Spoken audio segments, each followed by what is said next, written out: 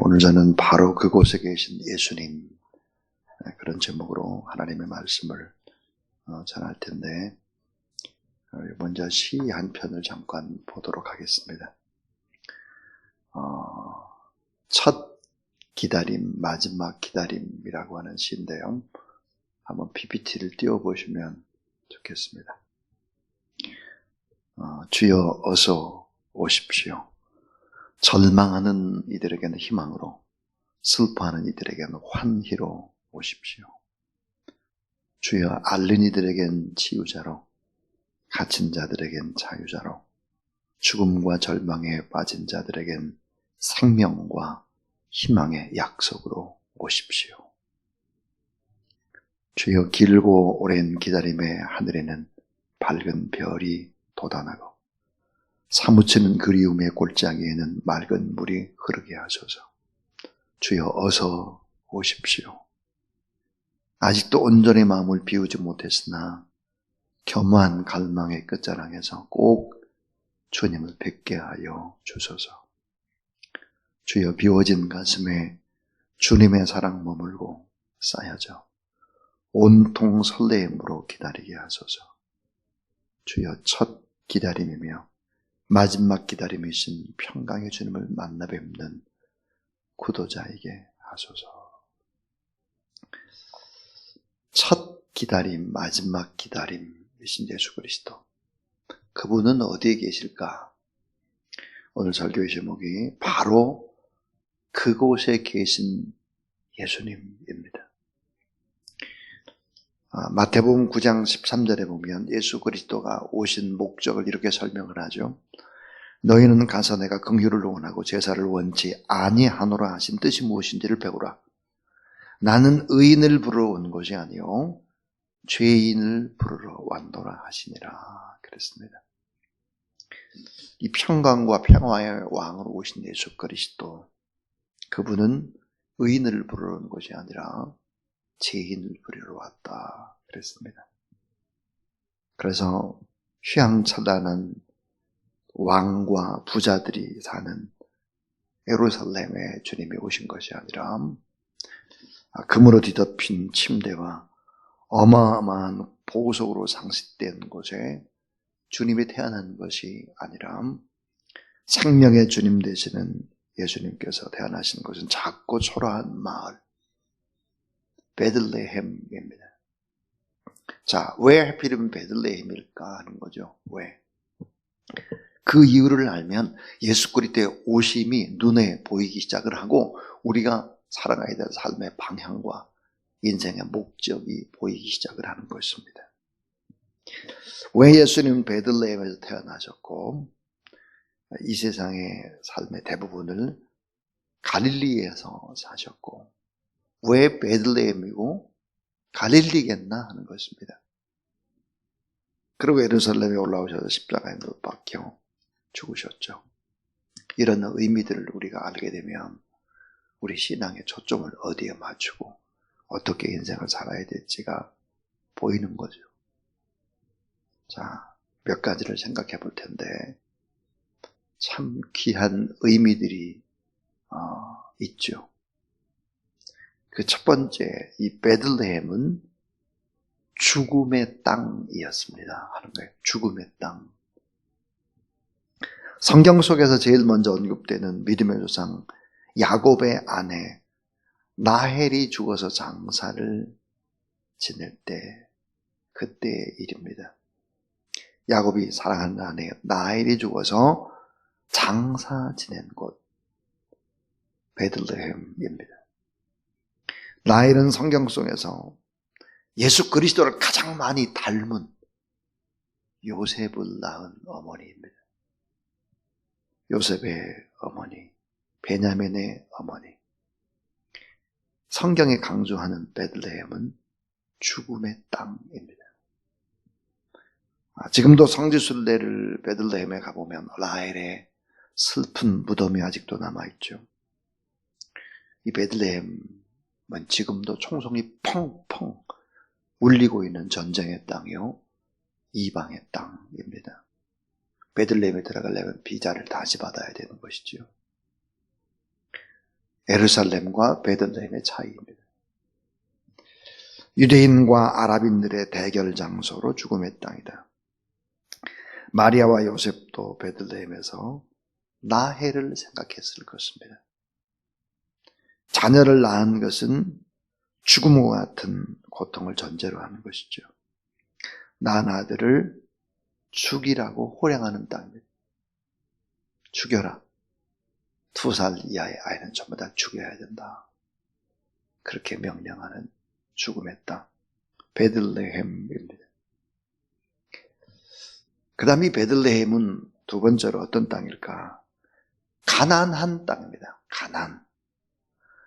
자, 룻기에 나타난 성경 속의 이야기는 기근의 땅, 가난의 땅이 등장을 하는데 이 베들레헴 역시 가난한 땅이죠.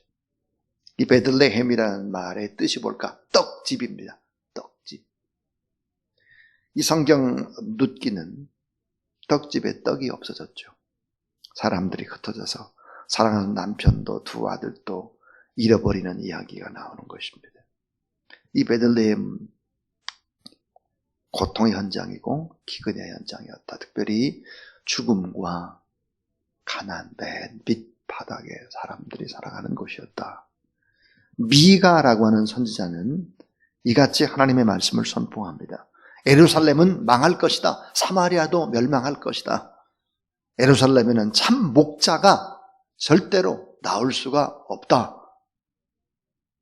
근데 미가서 5장 2절에 보면 베들레헴 에브라다야, 너는 유다 족속 중에서 작을지라도 이스라엘을 다스리는 자가 내게로 나올 것이라. 그의 근본은 상고의 태초에니라 그랬습니다. 이 베들레헴이라고 하는 이것은 바로 가나안의 땅입니다. 먹고 살 것이 없는 가난한 사람들이 즐비한 그것이 바로 베들레헴이었습니다. 이 세 번째로 이 베들레헴은 그러면 어떤 땅이었느냐? 그러면은 바로 참 목자가 태어나는 땅입니다. 참 중요한 말이죠. 참 목자가 태어나는 땅. 참 목자는 어디에 있나? 휘황찬란한 부자들이 있는 예루살렘 왕궁, 그런 데가 아니라는 거예요. 참 목자가 태어나는 것은. 생명의 떡이신 예수 그리스도가 태어나는 땅. 유대의 왕이요 위대한 하나님의 사람이 태어나는 땅은 좋은 곳이 아니었다는 것입니다. 가장 작은 마을 베들레헴, 보잘것없는 베들레헴, 죽음의 땅 베들레헴, 가난과 기근의 땅 베들레헴. 객관적으로 어때요? 왕이 태어날 수가 없는 곳이죠. 참 목자, 태어나기가 어려운 곳입니다. 그래서 성경에 보니까 동방박사 세 사람도 처음부터 베들레헴으로 온 것이 아니죠. 예루살렘으로 갔습니다. 동방박사가 예루살렘으로 갔어요. 그렇다가 나중에 10km가 떨어진 결국은 베들레헴으로 돌아오는 것이죠. 처음부터 베들레헴으로 간 것이 아니에요. 예수 그리스도가 태어났을 때 베들레헴에는 엄청난 죽음이 찾아오는 것입니다. 2살 나이의 남자들은 전부 다 죽이라는 거예요. 전부 죽여라.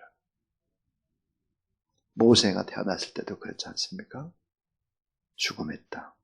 헤롯이 정치 권력을 유지하기 위해서 엄청난 죄를 저지르죠.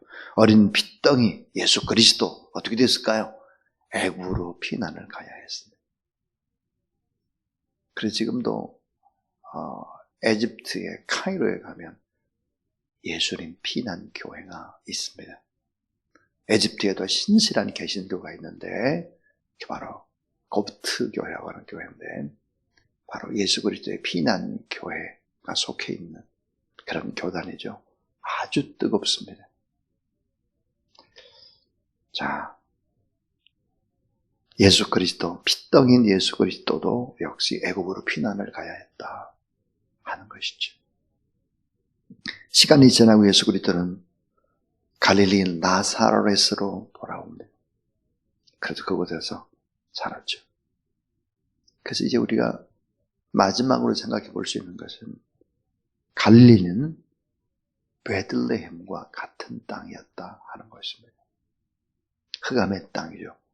이사야서에 보니까 저주의 땅이고 가난과 절망의 땅입니다. 그리고 멸시와 천대와 억압과 착취의 땅. 그래서 이방의 갈릴리 그랬습니다. 로마의 철권 통치하에서 신만한 땅의 백성들, 암하레치들이 아파하는 것. 왜 예수는 베들레헴에서 태어나셔서 갈릴리에서 대부분의 삶을 사셨을까? 그것도 가난한 몸으로 모든 것들을 하는 목수의 아들로 인간적으로 살았을까 하는 것이죠. 하나님의 아들 예수 그리스도께서 만왕의 왕, 만주의 주, 하늘과 땅의 모든 권세를 가진 예수 그리스도께서 이런 것들을 경험했다 하는 것입니다. 그래서 이 베들레헴은 죽음의 땅이고 가난의 땅이고 그리고 참 목자와 왕이 태어나는 땅, 귀한 사람들이 태어나는 땅이었다. 그래서 다윗도 마찬가지고 예수 그리스도도 마찬가지죠. 이 베들레헴은 흑암과 두려움의 땅이었다는 것이죠. 무엇을 얘기하고 있습니까?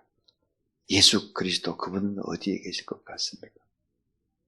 예수 그리스도는 바로 이런 낮은 곳에 계시는 것이죠. 진정한 평화가 어떻게 올 것 같습니까? 제일 높은 곳에 있는 사람이 제일 낮아질 때 진정한 평화가 오는 거죠. 정말 많은 것을 소유한 사람이 가난한 사람으로 해 살아갈 때 진정한 평화가 오는 거예요. 많은 것을 누리고 살 수 있는 사람이 그 권리를 포기하고 낮아지고 그런 삶의 자세를 가질 때 진정한 평화가 오는 거예요. 우리는 가짜 평화에 속고 있습니다. 팍스 로마. 로마가 가졌던 평화는 전부 다 가짜였습니다. 왜 가짜였을까요? 힘이 있는 로마가 군사력으로 다른 나라를 다 먹고 그래서 얻은 평화, 힘의 평화, 경제의 평화, 군사력의 평화, 위에 있는 사람이 분배하는 평화, 이런 평화는 전부 다 가짜인 것입니다. 그럼 진정한 평화라고 하는 것이 복음 안에는 가능한 복음 안에. 이 복음을 받아들이게 되면 어떻게 될까요? 격변이 일어나는 것입니다. 질서에도 삶에도 격변이 일어나는 것이죠. 낮은 곳으로 향하게 되어 있습니다.